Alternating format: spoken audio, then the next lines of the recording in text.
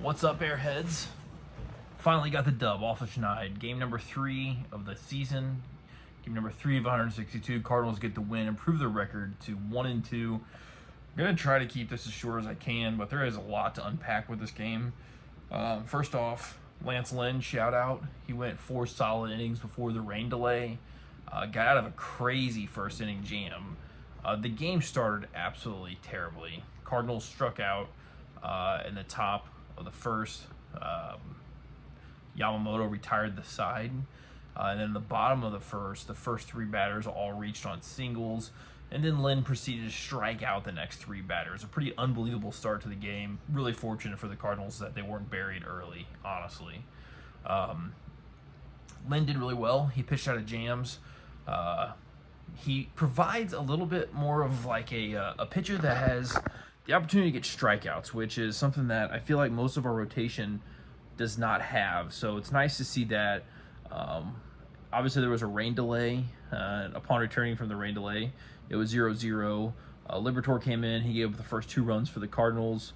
Kind of a tough spot. Obviously, he didn't. He could have been viewed as a long reliever there, and pitched, potentially the rest of the game. But had no idea that this was going to happen. Not trying to make excuses for the guy, but just wasn't great tonight. So, but we've got to figure out a way to get Liberatore what he needs. And right now, he didn't really do really well today. But regardless, Cardinals got down 2-0, and then they had a big inning, super confusing.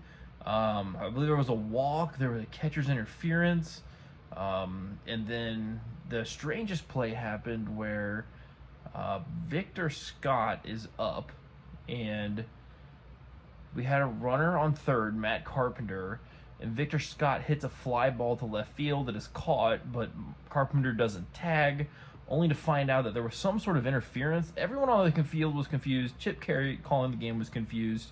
Nobody seemed to understand what the heck was happening. We thought it was a balk call at one point. Then it was like a third baseman's interference on Max Muncy. But regardless, they let the runners advance on base, and then Victor Scott stayed in the box to hit. So I don't know what the heck that was. Obviously, it was fortunate for the Cardinals that it worked out the way that it did. Another thing that happened that inning was Nolan Arenado gets absolutely drilled by a pitch that looks like at first that hit him in the head, but luckily it caught him in the fatty part of his upper left shoulder. Hits the deck. Joe Kelly is the one that threw it. As a longtime Cardinal fan, I had to say that I do really like Joe Kelly. I think he's funny. I think he's a bulldog on the mound. Obviously, he hits Nolan Arenado, shows absolutely no remorse whatsoever. And Arenado hits the deck, gathers himself, grabs his helmet, jogs down to first base, doesn't jaw, nothing. I like to see that. So there was nothing further from that. I don't think it was an intentional thing, but I do think it's funny that Joe Kelly showed absolutely no remorse whatsoever. No, nah, you okay? Nothing. He just gets the ball, gets back on the mound, ready to go. But that's just the kind of ball player that Joe Kelly is. He's been involved in some things in the past. Nothing was more funny, though, than the time he did the wah to the other team. That was so funny. I don't even remember what team that was, but it was pretty good. Classic Joe Kelly. So Cardinals come out of that inning. I'm not going to go over everything. I know Brendan Donovan had a big double. Played it a couple runs. They're actually showing it on TV right now. Oh no, they're not. Throwing no ground ball up the middle, but it was a double that ground rule double. Played it 2 runs, gave us that 5-run lead. Jojo Romero came in to pitch. He gave up a run, but honestly, Jojo looked pretty good. I was happy with what he did on the mound, and then Ryan Helsley would come in the 9th inning, completely blow the lead. We were up 5-3. Dodgers would go on to tie it, and there's so many things that. I will say that our catcher, Ivan Herrera, he had a ball that he looked like he hit for a grand slam, caught at the warning track, ended up being a sac fly. Matt Carpenter had one that looked like it was going out. I swear, it feels like the Cardinals have warning track power right now. I've seen them put bats on balls, and I'm like, that ball's gone, only to be caught at the warning track. Nolan Arenado had one yesterday. But apparently Mookie Betts, everything he freaking hits flies out of the ballpark. Dude looks like he weighs 180 pounds soaking wet and absolutely just mashes the baseball. So I digress. Anyways, it was really great for the Cardinals to come in and get this win to extra innings, and we got lucky. Victor Scott was our runner on second to start the extra inning, which you can't really get much better than that. First batter moved him over. That was Brendan Donovan. Hit a ball to Mookie Betts up the middle. Was able to move the runner over to third. And the next batter, Paul Goldschmidt, infield's playing in, hits a ground ball to Mookie. Kind of had to go to his right, so he didn't really have a good play to be able to throw home, especially on a fast runner like Victor Scott. Run scores. He did get, obviously, Goldschmidt out at first. Nolan Gorman did end up getting a hit anyway, so Paul Goldschmidt would have struck out. I said yesterday in the video that the Cardinals have this very bad tendency with a runner on third with nobody out, runner on third with one out and not being able to get him in. Tonight they were able to do it, so I'll have to file that away for the memory banks and say, hey, they got it done tonight. I can't keep saying that, so that's good. And then in that last inning, some more drama. The freaking Dodgers had some weak hits today. I think Freddie Freeman had 2 hits specifically that I remember that were just chintzy. But that's a product of just being a good hitter, putting the bat on the ball, and good things are going to happen. And good things are going to happen for Freddie Freeman because he's putting the bat on the ball almost all the time. But he had 2 hits that were super weak, but got him on base. And then in that last inning, Gavin Lux to extend it to freaking Mookie again. He had just a nubber to shortstop that was kind of hitting no man's land. They didn't want to throw to first because the runner was on third. So got him in a first and third situation to bring up freaking Mookie Betts. Giovanni Gallegos battled, made it a full count, and ended up walking Betts to bring up the $700 million man, Shohei Ohtani. Bases loaded, 2 outs, bottom of the 10th inning. And Shohei hits a weak fly ball to end the game.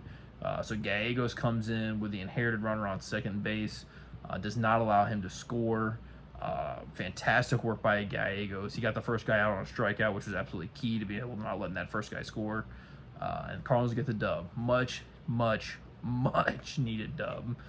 Going into the last game of the series now, it's pretty interesting to think that if the Cardinals come out and win tomorrow with Matz on the mound and they split this series, that is a massive win, in my opinion, for the Cardinals.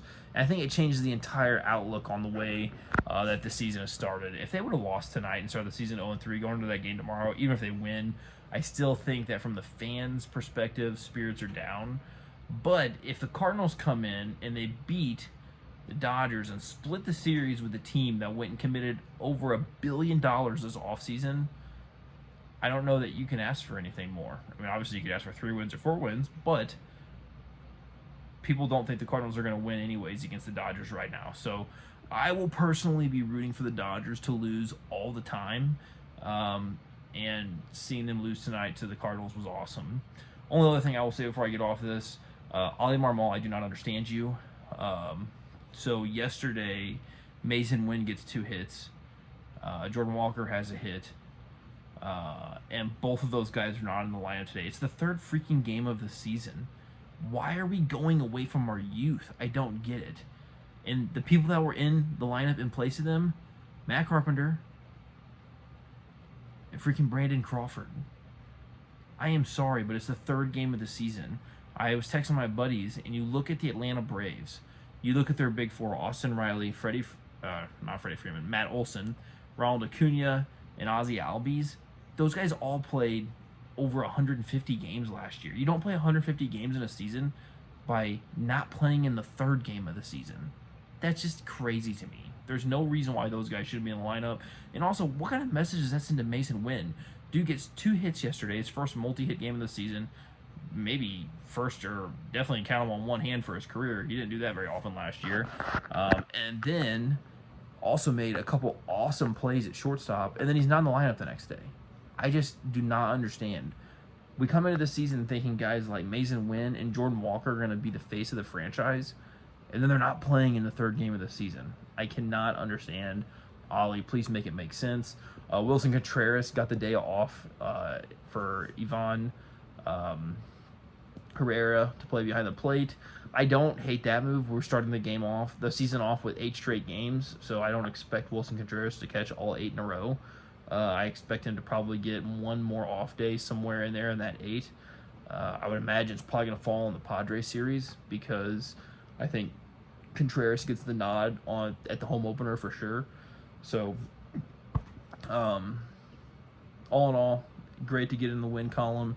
And the last thing that I will say, this is the second time I've said that, is that Jordan Hicks went to the San Francisco Giants in the offseason, and they paid him to be a starter. And everybody thought it was crazy, including myself, because he had a little stint where he tried to start for the Cardinals, and dude could not hardly. I think he made it to 5 innings one time in his 6 or 8 starts or whatever for the Cardinals. Lo and behold, today, against the San Diego Padres, a good hitting team, good lineup, he goes 5 innings, 0 earned runs, only 3 hits allowed, and I believe 4 Ks or 6 Ks, something like that. But he only threw 81 pitches. So I have to believe that if he's going to be being a starter, he's going to be throwing closer to 100 pitches in a game as the season progresses. But the fact that he went 5 innings and gave up 0 earned runs and did it on 80 pitches, like, it just makes me question, like, why was he not able to do that here? What was the obstacle? I don't know. But regardless, tomorrow's a new day. Steven Matz is on the mound. Tomorrow's Easter. Let's go Cardinals.